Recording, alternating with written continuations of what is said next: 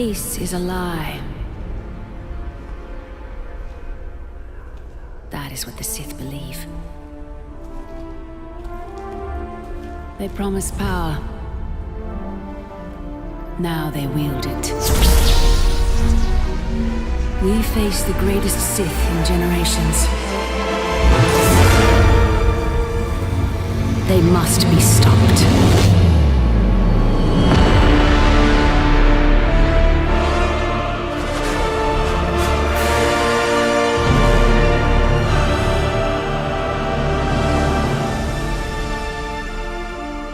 Hello friends, this is Thaddeus from Going Nerdy, and I don't know if you've seen, but we just watched the first trailer, the teaser, if you will, for the Knights of the Old Republic remake. And I gotta say, I'm excited for it. Like, I absolutely am. And in this video, I want to talk about kind of like some of my excitement, but at the same time, some of the controversy is going around this video. And I want to speak on what we know for a fact, what we can and then compromise and what we can figure out. Now, let's just go ahead and just jump into it. I mean, I freaking loved that. Okay, I absolutely loved it. There was nothing there. There was so little to watch from that. But this is meant to build hype. What it's done is build a lot of discussion, some debate, some very heated debate, definitely. And part of the player base that is so frustrated is based in and around what's going on with this writer, this person, Sam Maggs. But before I get into that, let me just tell you what frustrates me. I love this meme. I think it's perfect, and it sums up exactly what I am most frustrated about. Greatest Star Wars game ever made is released exclusively for the Xbox. Great gets a remake as a PlayStation exclusive. And then you've got Palpatine, of course, saying ironic, because it is. It is absolutely ironic and absolutely frustrating. I was sitting there to myself thinking, well, now I've got to buy a PlayStation 5. Wonderful. Excellent. Good to know. But for those of you who don't want to shell out the money for a PlayStation 5, just know that the PC gamers, the PC master race out there is, you get it available as well, because it is not just coming to PlayStation, it is coming to PC as well. So that's something that we can all look forward to. We don't have to be pigeonholed into buying a game system, right? If we have a system strong enough to actually play it. So we'll actually see what the specifications will be needed in the future. But let's jump ahead. And one of the things that I want to do right now is just kind of go through this video and talk about what we are learning from each little segment. So let's go ahead and watch it. And wouldn't you know, just a little while ago, we got the announcement of a remake for Star Wars Knights of the Old Republic. So Ryan, I guess my question is this like a remaster of the original game, or what's going on here? It's so much more, Sid.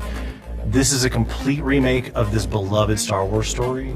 For Star Wars Knights of the Old Republic remake, we are rebuilding from the ground up while maintaining that integrity of story and character from the original. So right there, I feel there's a little bit of hope. They're focusing in around the character, the story. It sounds to me like, and again, I'm taking this off of like a 2-sentence statement, but what they're doing is they are going through and they're rebuilding the game, both in a new engine of sorts, right? So to allow them players to have a different form, a different experience. Very excited for that, by the way. While at the same time, hopefully staying true to the storyline. Now, does that mean that they're going to give us more information about why Revan and Malak left the Jedi Order? Or are we going to see some other things?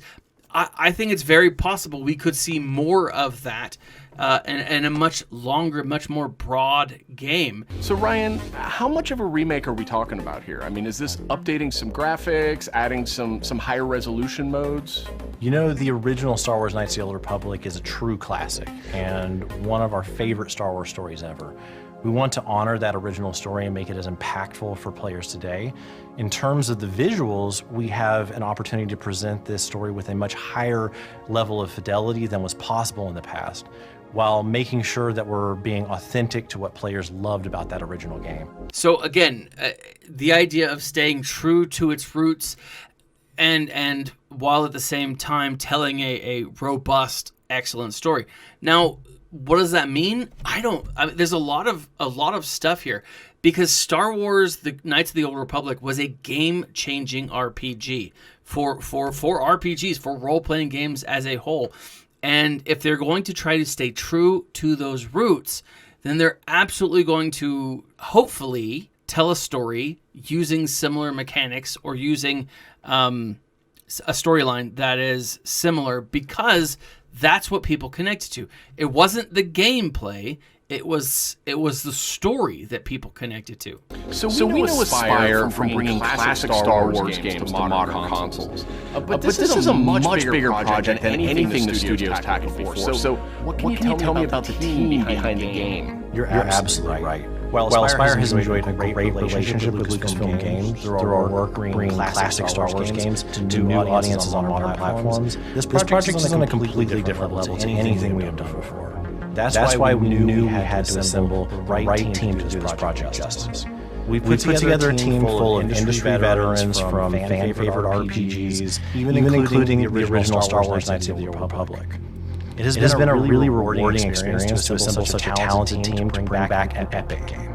Of course, we're also working closely with the amazing teams at PlayStation and Lucasfilm Games. Together, we couldn't be more excited about what we'll be able to show you in the future. All of us are, of course, huge Star Wars fans too. One of the nice parts about building a team to make a big Star Wars game is the ability to instantly with all the new people, your favorite aspects of Star Wars. We all have different Star Wars memorabilia behind us, and it always sparks up a good conversation. Now, again, this one of the key things here, and one of the things to remember when it comes to this Sam Maggs, right? She's a writer, she's a developer, she's got, chops in this, right? But she is one of probably many people working on this story. Now, this is the person who's causing all of the controversy. A lot of people, as you could see right there in that tweet, she's live changing her bio.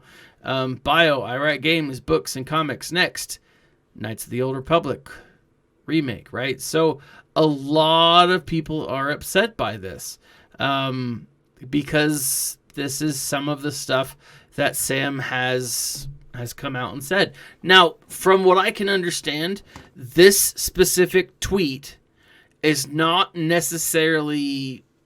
It might be out of context. So a lot of people are taking this and like, oh no, she hates Star Wars Galaxy, or she hates KOTOR. It's not her favorite game.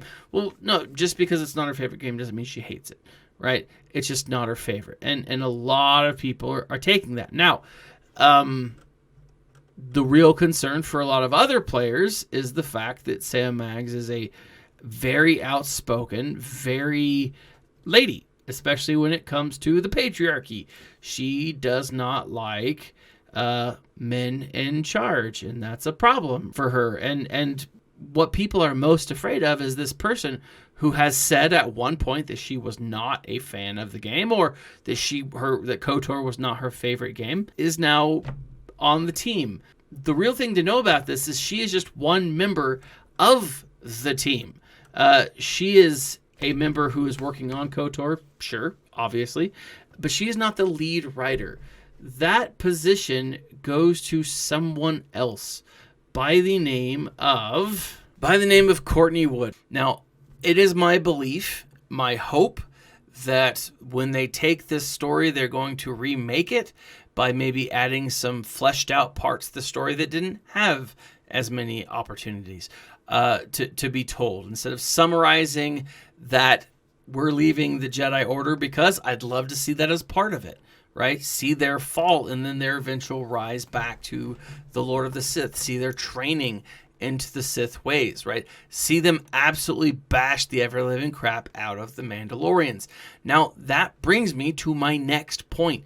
And part of the reason why I'm not super fearful for this, while yes, there's a lot of potential for any gamer or any person to take something beloved and ruin it and totally screw it up.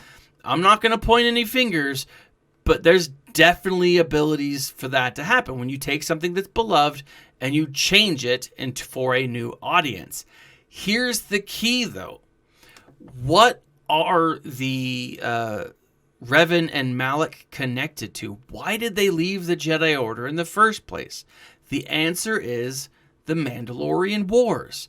Now, if we are going to look at that, if we're going to connect lore to this, and we're bringing in the Mandalorians, guess who else quite possibly, and it is my belief that probably has a greater voice in this, or at least has some voice in this.